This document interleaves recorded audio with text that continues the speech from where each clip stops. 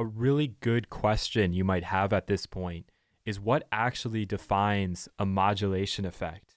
If I bring in the TDR Nova, I add a low pass filter, and I modulate the cutoff, My soul, happy friends, shall be with you that night. isn't that a modulation effect? Why is this considered a frequency effect?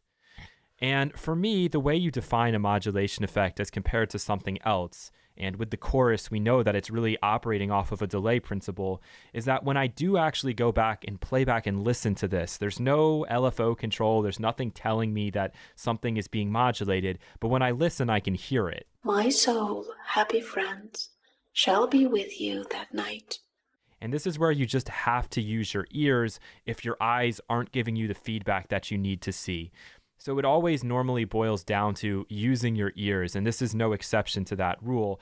But normally, if you have something like a flanger or a chorus, and especially if it's something that's like built into your program, you normally will have control over that modulation source. And if something is built into the effect, if the modulation source is built in, there's no way to bypass it, then it's a modulation effect because that's a part of what it's trying to do. It's trying to make those changes in real time.